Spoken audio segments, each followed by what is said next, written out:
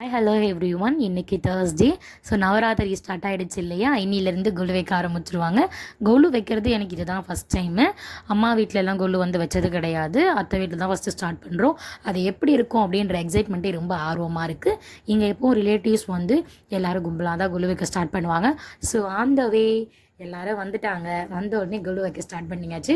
குட்டி பசங்க எல்லாம் கூட இருந்து எல்லாமே அரேஞ்ச் பண்ண கொலு பொம்மை எல்லாமே எடுத்து ரொம்பவே பார்க்க வீடே கலர்ஃபுல்லாக இருந்தது. கொலு வச்சாலே வீட்டில் கண்டிப்பாக நல்லது நடக்கும். ஸோ கொலு வைக்கிறது ரொம்ப நல்லது அப்படின்னு சொன்னாங்க. அந்த ஆர்வத்தில் எல்லா பொம்மையும் எப்படி அரேஞ்ச் பண்ணுறதுன்னு சொல்லி கொடுக்க எல்லாமே கூட இருந்து அரேஞ்ச் பண்ணோம். ஸோ ரொம்பவே சூப்பராக இருந்தது அந்த எக்ஸ்பீரியன்ஸு.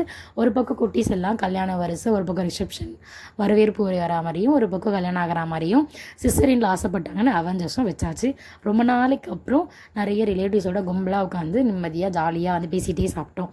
இந்த வீடியோ உங்களுக்கு பிடிச்சிருந்ததுன்னா லைக் பண்ணுங்கள், சப்ஸ்கிரைப் பண்ணுங்கள்.